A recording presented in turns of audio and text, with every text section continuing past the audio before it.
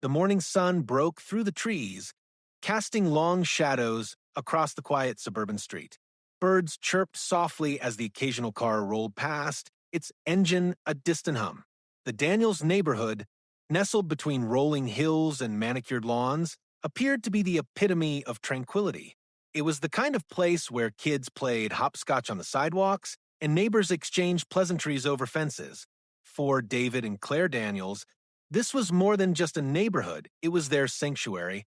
David sat in his wheelchair at the foot of their driveway, his weathered hands resting lightly on the wheels as he gazed up at the mailbox. It was a small moment of peace in a life that had often been anything, but though he was confined to the chair, David had always refused to let his disability define him. Every morning, he made the effort to wheel himself outside, to feel the cool air on his face, to experience the world around him, no matter how small that world might have seemed. Today, it was as if the neighborhood itself was holding its breath, waiting for something to break the quiet. Claire, his loving wife, stepped out the front door with a warm cup of coffee in hand. The steam swirled from the mug, mingling with the morning fog. Her eyes softened as she watched David. He had come a long way since their move here, fighting against both the world and his own body, and she admired his resilience. "How's the view this morning?" she asked, walking over to him with a gentle smile. David turned, his eyes crinkling in the corners as he smiled back. "Perfect," he said quietly, the peace of the moment settling around them like a protective blanket. Just as Claire was about to say something else, a sharp voice cut through the stillness, sending a ripple of tension through the air. "David, you're standing too close to the mailbox." Claire froze, her hand halfway to her mouth. It was Karen, the president of the Homeowners Association. She stood on her front porch, arms crossed, her eyes locked on David with an almost predatory gaze. The HOA was a thorn in many of the residents' sides, but none more so than Karen. Known for her stringent rules and zero tolerance for what she considered violations, Karen had become the unofficial enforcer of the neighborhood's unwritten code. David glanced toward the mailbox, confused. He wasn't blocking anyone's path, nor was he in the way of anything. But Karen's piercing stare told him she was searching for something, anything, to report. "I'm just getting the mail," David said, his voice calm but firm, trying to ignore the knot tightening in his stomach. Karen tilted her head slightly, the smug expression never leaving her face. "The mailbox is for receiving mail, not for loitering," she muttered under her breath, loud enough for Claire to hear. "It's a violation." David's hands gripped the wheels of his chair, a little tighter, a flash of frustration crossing his face. This was the usual pattern, the smallest of things magnified by someone who believed they had the right to dictate every aspect of life in the neighborhood. Claire stepped forward, ready to intervene, but Karen's eyes never left David. She murmured something about reporting this, and Claire, with a deep sigh, knew that the calm they had cherished for so long was about to shatter. For a moment, all was still, as if the entire world was waiting for the first move in what could be a much larger, much more dangerous game. The air felt dense with tension as Karen strode across her front lawn, her shoes crunching against the gravel path like the sound of an impending storm.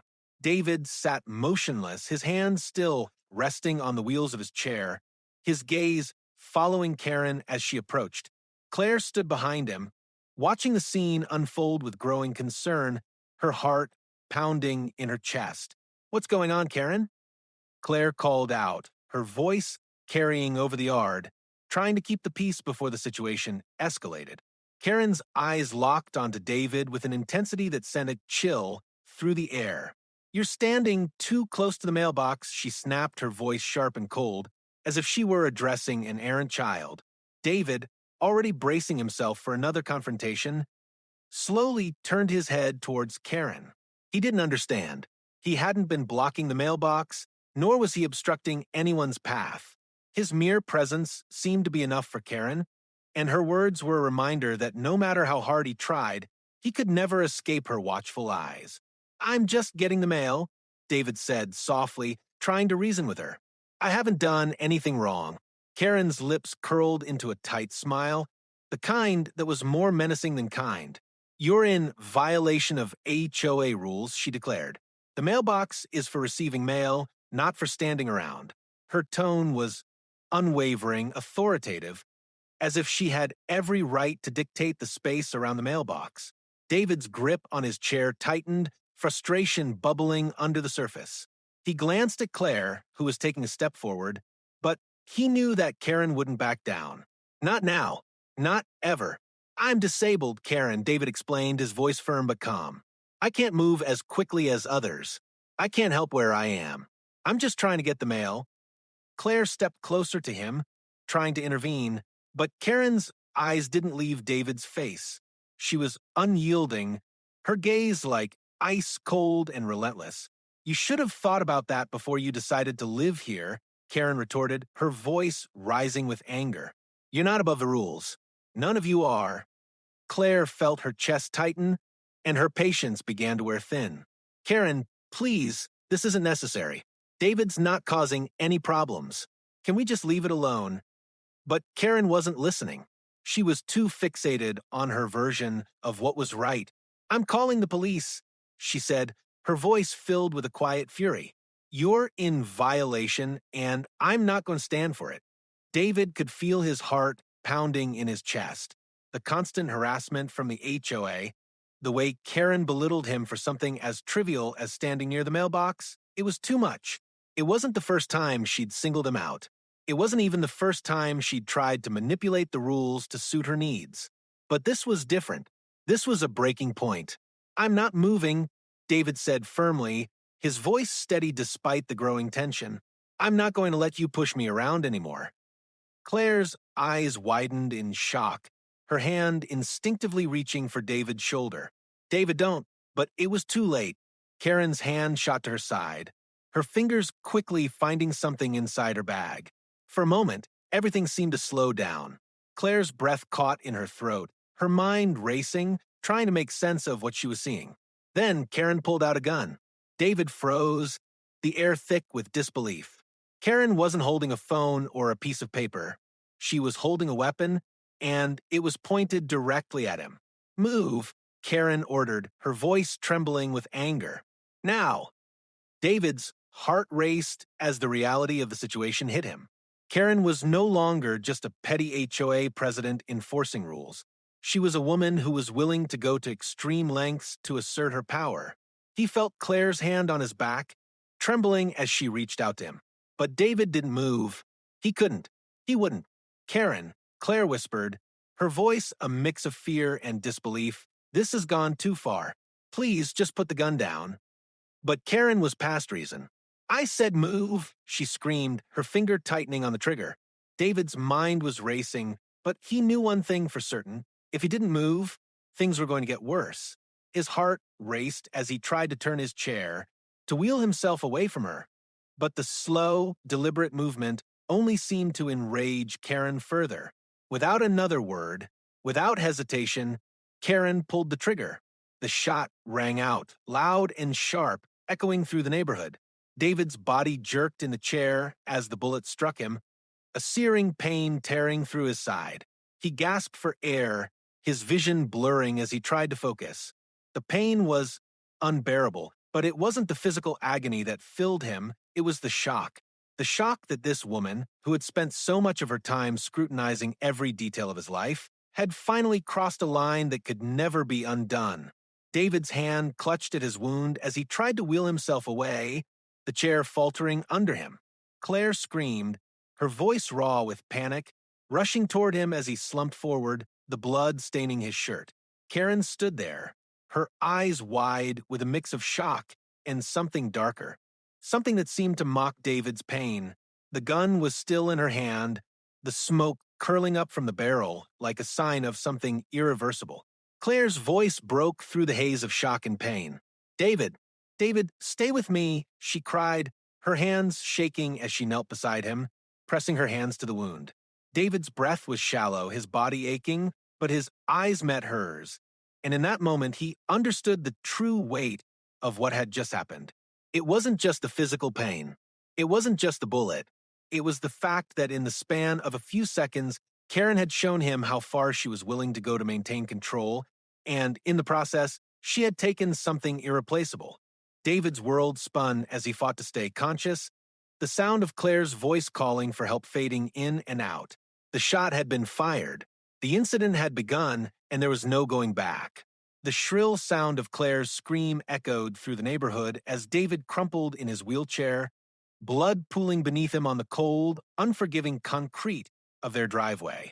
His hands trembled as he clutched at the wound, trying desperately to stem the flow of blood. But no matter how hard he tried, it was like trying to hold back an unstoppable tide. The pain, sharp and unrelenting, threatened to consume him entirely. Claire's breath was ragged as she dropped to her knees beside him, her hands shaking as she pressed them against the wound, trying to stop the bleeding. Her mind raced, her thoughts scattered like leaves in the wind. How could this happen? The woman she had once thought was just an overzealous HOA president had turned into a killer, a madwoman who had crossed a line that would never be erased. Karen stood there, still holding the gun in her trembling hand, her eyes wide and unblinking as though frozen in place. There was no sign of remorse, only a strange mixture of triumph and regret, as if she were unsure whether she had made a mistake, or was simply following through on something she believed she had to do. "David!" Claire shouted, her voice cracking with fear. "Please stay with me. Help is on the way. You're going to be okay." She tried to force calm into her voice, but the panic clawing at her throat was overwhelming. She could feel his life slipping away from her, piece by piece. Her own hands were slick with his blood, and it felt like the entire world had descended into chaos. David's breathing was shallow, his face pale, but he managed to lift his head to look at Claire. His voice, barely a whisper, escaped his lips. I'm sorry, Claire." The words were soft, as if the weight of the world was pressing down on him. "I should have done more. I shouldn't have let her." "Don't talk like that," Claire interrupted fiercely, her grip tightening on his hand. "You've done everything. You've done nothing wrong. It's not your fault." Tears streamed down her face as she fought to hold it together, but every part of her wanted to crumble. This wasn't how their story was supposed to go. They were supposed to live a quiet, peaceful life, a life where they could feel safe, where they could enjoy the small victories. Instead, they were caught in a nightmare, and the woman responsible stood a few feet away, unrepentant and cold. Karen, still standing motionless, glanced down at the gun in her hand. Her fingers, now trembling uncontrollably, seemed unsure whether to release the weapon or hold on tighter. She could feel the weight of the situation settling on her shoulders, but she didn't know what to do. She hadn't expected this. She hadn't expected the gunshot to be so real, so final. There's no going back now. Claire's voice broke her out of her trance. "What have you done, Karen? You shot him. You shot my husband." The words were filled with a mix of anger, disbelief, and an almost unbearable sadness. She turned her head, locking eyes with the woman who had once been just an annoying, petty neighbor. But now, she was something far worse, someone capable of unimaginable cruelty. "I didn't mean to," Karen began, but her voice was weak, unconvincing. She looked around at the neighbors who had gathered in their windows, peering out from behind curtains and blinds, their faces a mix of shock and confusion. The world was watching. Her crime was now public, and there was no escaping it. The wail of sirens grew louder, approaching fast. The sound of the police vehicles pierced the heavy silence, and Claire's heart raced with a new surge of adrenaline. She turned back to David, her hands still pressed against his wound, her fingers sticky with his blood. She could feel his pulse slowing, each beat weaker than the last. A police car screeched to a halt at the end of the street, followed by two more. Officers flooded out of their vehicles, some rushing to David, others surrounding Karen, who still stood motionless, her eyes locked on the gun in her hand. Claire barely registered the officers' movements as they reached David, one of them immediately bending down to assess his condition. "Ma'am, we need to get him to the hospital," one of the officers said, his voice professional, but there was a clear urgency in his tone. He motioned to another officer to prepare a stretcher, and Claire felt a flicker of hope. Maybe he would make it. Maybe he would be okay, after all.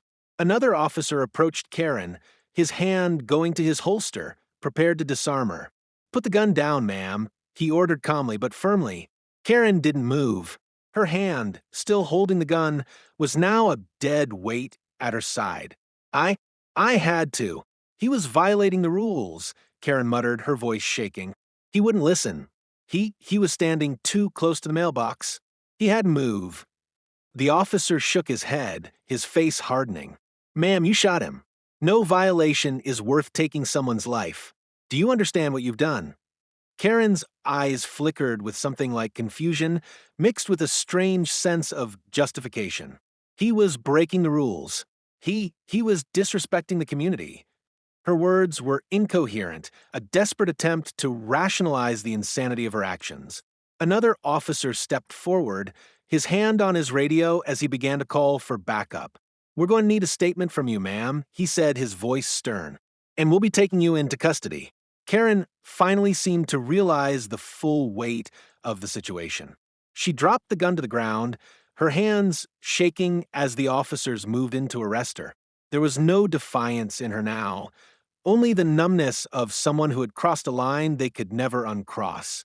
Meanwhile, Claire stood beside David, her hands still on him, as she watched the officers take Karen away.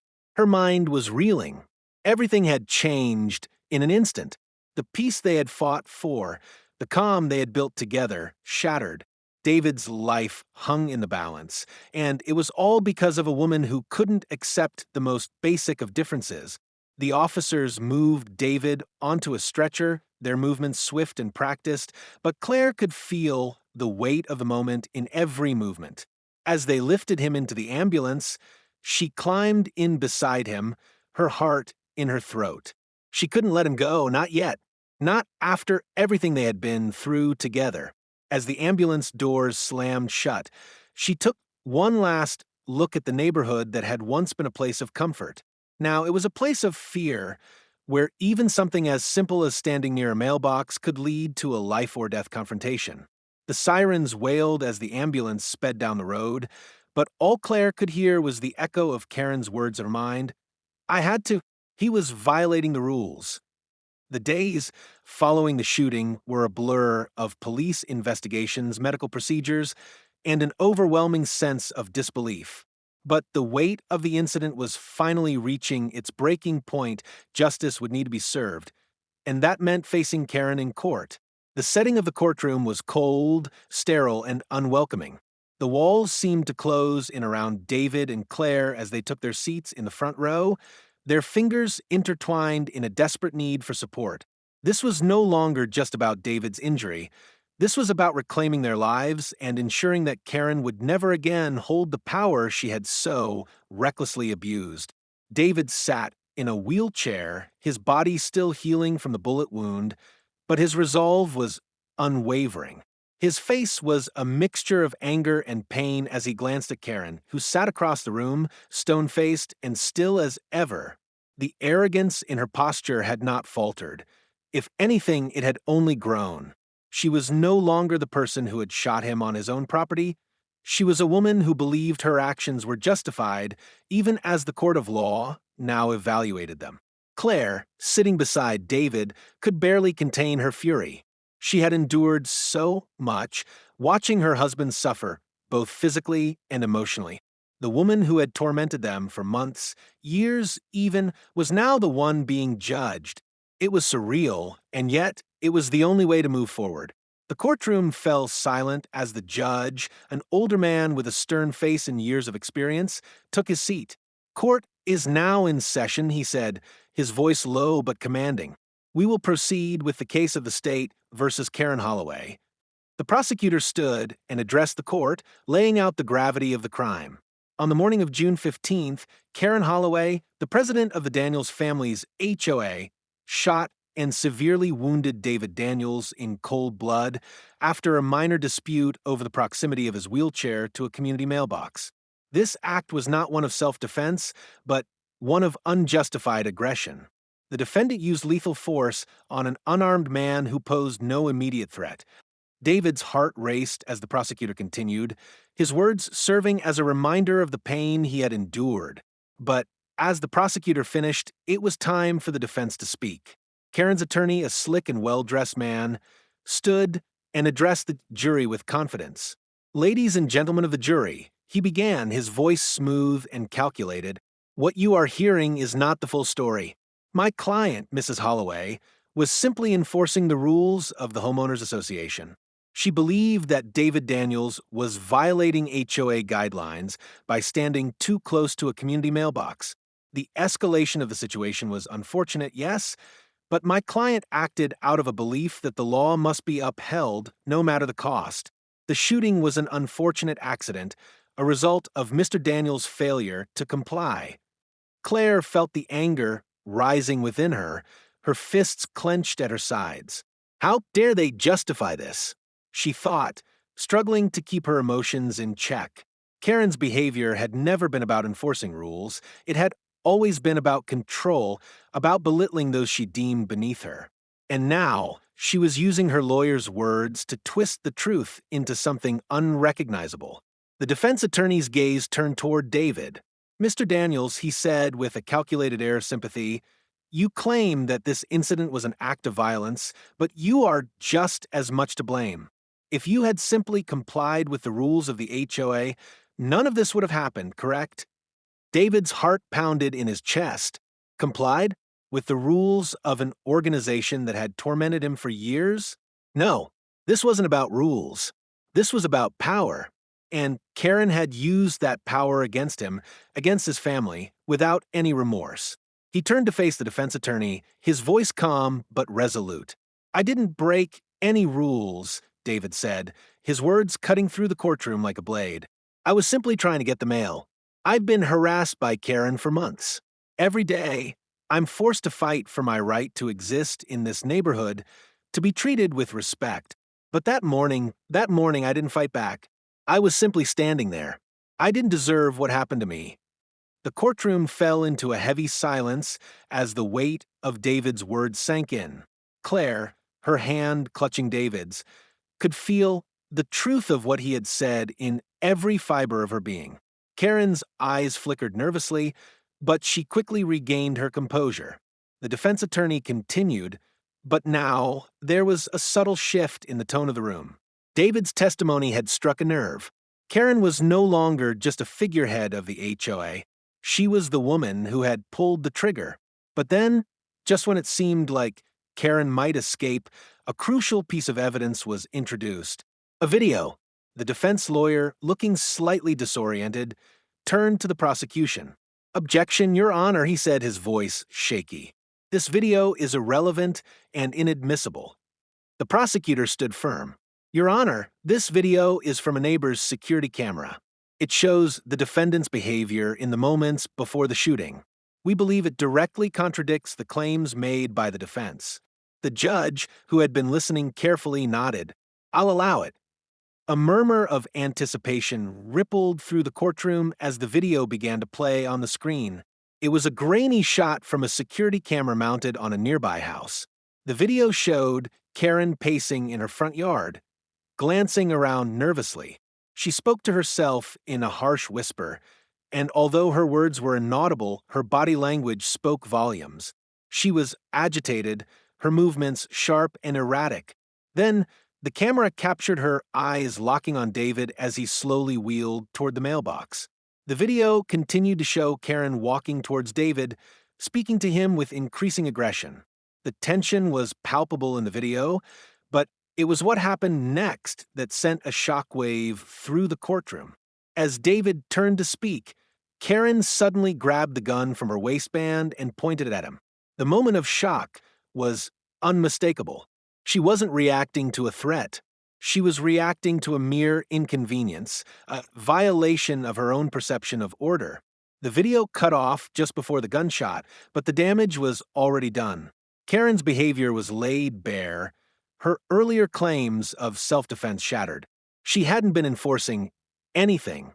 She had been looking for a reason to hurt someone, and David had been her target. The defense attorney fell silent, his face pale. Karen's expression, once filled with confidence, now appeared strained and panicked. Her hands shook as she folded them in her lap, unable to meet anyone's gaze. David felt a strange sense of satisfaction. The truth had finally been exposed. Karen had crossed a line, and now there was no turning back. The judge cleared his throat, his voice now filled with authority. It is clear that the defendant's actions were not in self-defense, but rather an unjustified act of violence. This court will deliberate on the charges, but I believe we all understand the gravity of the situation. As the court adjourned for the day, David sat back in his wheelchair, his heart still racing, but his resolve stronger than ever. This wasn't just a fight for his own justice, it was a fight for the truth, a fight for accountability. And with each step toward justice, he knew that he and Claire would no longer be the victims of Karen's twisted rules. The battle wasn't over yet, but the first victory had been won. The weeks following Karen's arrest were nothing short of a whirlwind. The courtroom drama had ended, the evidence had spoken for itself, and Karen was found guilty of aggravated assault and attempted manslaughter. But while the legal battle had come to a close, the emotional aftermath was far from over. David sat in his recliner in the living room, his wheelchair still a constant reminder of the bullet that had nearly taken his life. The scar on his side, though healing, felt like an indelible mark that would never fully fade. He hadn't just been wounded physically, his spirit had been bruised in ways he hadn't expected. The trauma of the shooting, the terror of feeling so vulnerable in his own home, had shaken him to his core. Even now, he found himself second-guessing simple things like standing by the mailbox, even if it was his right. Every corner of his house seemed to carry the weight of what had happened, and it felt impossible to escape. Claire, ever his rock, was by his side as she had always been. Her strength, once a source of reassurance for him, had taken on new layers. She had supported him through every hospital visit, every therapy session, and every night where the fear and the memories threatened to engulf them. But now, even as she worked to hold their family together, she too felt the weight of the scars. "I don't think I'll ever be the same again," David murmured one evening as they sat together in their living room. The room was dimly lit, the only sound the occasional hum of traffic outside. He had come a long way in his physical recovery, but emotionally he was still struggling. "Sometimes I wake up and for a split second, I think it's all just a nightmare. Then I feel the pain in my side and I remember." Claire's heart ached as she watched him. He had always been the brave one, the one who faced the world with unwavering determination no matter the odds. But now she saw the cracks, the moments when even his strength seemed to waver. "David, it's okay to not be okay," Claire said softly, her voice tender but resolute. She sat down next to him, taking his hand in hers. "What happened to us? It wasn't just physical. It's emotional, and it's going to take time. You've been through something that no one should ever have to endure. But you're not alone in this. You've got me. We've got each other." David nodded slowly, squeezing her hand in return. "I know," he said, his voice barely above a whisper. "But sometimes I feel like we're living in someone else's life, like everything's been flipped upside down. This wasn't just some random act of violence, it was her. She wanted to make us pay. Just for existing, just for being part of a community she controlled. And she succeeded for a while." Claire's heart ached for him. The person David had always been, the strong, resilient man who never let anything stop him, wasn't lost, but he had been forever changed. She could see it in his eyes, the way his gaze would drift as though searching for something that wasn't there anymore. The home they had worked so hard to build, the sanctuary they had created, now felt haunted by the specter of what had happened. "David," Claire said, her voice catching in her throat, "the person she tried to break was never you, and it's never going to be you. She thought she could take everything from us, but she couldn't, and she won't. You're still here. We're still here. We'll get through this together." David looked at her, his eyes softening, the anger that had been burning inside him slowly beginning to subside. For the first time in a long while, he allowed himself to let her words sink in, to let himself feel the weight of her support. His mind, though battered by the past few weeks, was starting to accept the truth. They had survived. "We have," David whispered, "and I couldn't have done it without you." Claire smiled softly, brushing a stray lock of hair from his forehead. "We've always had each other," she said, her voice a steady reassurance. "And we always will." But just as they shared this quiet moment of connection, the doorbell rang. It was late, too late for a casual visit. Both Claire and David exchanged uneasy glances before David motioned for Claire to answer it. When Claire opened the door, her heart dropped. Standing on the porch was an officer, his face serious, his eyes guarded. "Mrs. Daniels?" the officer asked. "I'm sorry to disturb you, but we need to inform you of something important." Claire's stomach tightened. "What is it?" she asked, her voice trembling slightly. The officer hesitated for a moment before speaking. "Karen Holloway, she's in jail, but we've received a credible threat from her. She's been making calls from the prison, threatening to come after you and your family when she's released." David's blood ran cold. His heart skipped a beat, and for a moment, everything went silent. He hadn't expected this. After everything they had been through, after everything Karen had put them through, he thought it was finally over. But the truth was, it was far from over. Claire's breath caught in her throat. She turned back to David, her hand on his shoulder as if grounding herself in the moment. "She's still trying to control us," she murmured. David's face hardened, his grip tightening around the armrest of his chair. "She won't get away with it," he said, his voice low but filled with a fire that had been reignited. "She thought she could take everything from us. But she doesn't understand one thing. We're stronger than she ever thought possible, and we won't back down." The officer spoke again, his voice a bit softer now. "We've taken extra precautions, but I just wanted to make sure you were aware. If you feel unsafe at any point, don't hesitate to reach out." Claire nodded, her hands trembling as she thanked the officer, and he left as quickly as he had come. But the lingering fear in the air was palpable, suffocating. They had won in the court of law, but the battle wasn't over.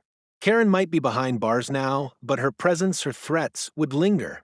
David looked at Claire, his eyes steely with resolve. "She wants to come after us? Fine, let her. We've already been through the worst of it." Claire looked at him, the fear in her eyes slowly being replaced by a growing sense of defiance.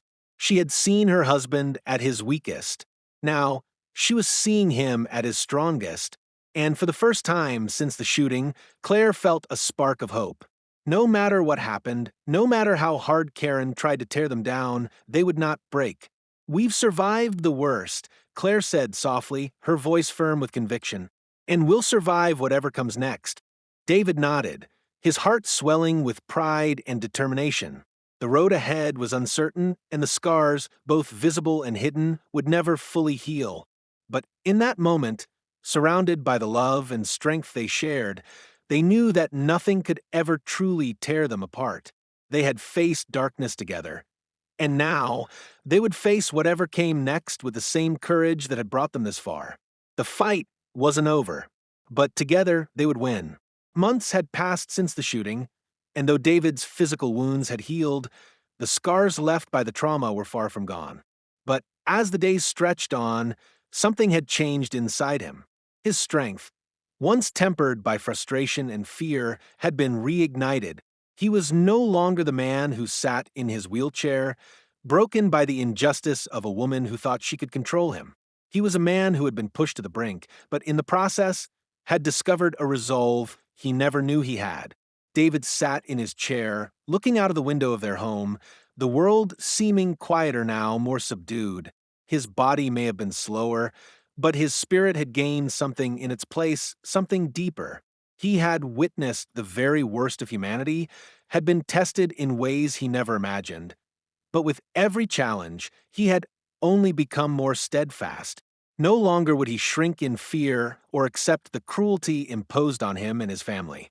He had fought for his life, and now he was ready to fight for something bigger, the right for every person in their community to live without fear, to exist without the looming presence of an HOA that harassed, controlled, and destroyed the peace of their lives. Claire stood beside him, her hand on his shoulder, a quiet strength in her own right. She had been his pillar, his voice of reason, his unwavering support throughout the nightmare. She had seen the darkness take root in him, and she had watched him fight his way back to the light. But now, standing with him in the home they had worked so hard to build, she could see the change in him. He was no longer just surviving, he was living, truly living, and that, more than anything, gave her the strength to carry on. Together, they had rebuilt their lives, their relationship, and their resolve. "We can't let this happen to anyone else," David said, his voice firm, yet carrying the weight of all they had endured. "We can't just sit back and let them continue to ruin lives. If we stay silent, we're no better than the people who let Karen's reign continue." Claire nodded, her eyes meeting his with a depth of understanding that only someone who had stood beside him through the storm could share. "We've fought for our rights. Now, we need to make sure everyone else has the same opportunity." Together, they knew they had to act. The HOA's tyranny had gone on long enough. The time had come to use their story as a catalyst for change to help other families who lived in fear of HOA overreach. Their victory in the courtroom, though satisfying, had only been one battle in a much larger war. The war against the misuse of power, the war against people like Karen who felt entitled to control others. They couldn't undo the past, but they could shape the future. David and Claire began working with local community groups, organizing meetings, and spreading the word. They shared their story with anyone who would listen, offering hope to others who had suffered in silence under the weight of oppressive HOA rules. What had once been a painful chapter in their lives was now a weapon they would use to fight for justice for the people who needed it most. As they worked to gather support and raise awareness, they began to see a shift. Neighbors who had once been afraid to speak out, afraid of the consequences, started coming forward. People who had been victims of the same HOA harassment, people who felt voiceless, now found their voices. They rallied together, forming a united front that Karen and the other HOA members could no longer ignore. The more they pushed back, the more their community found its strength. In the end, it wasn't just about defeating Karen, it was about restoring the balance of power. It was about showing that a single act of courage could change everything.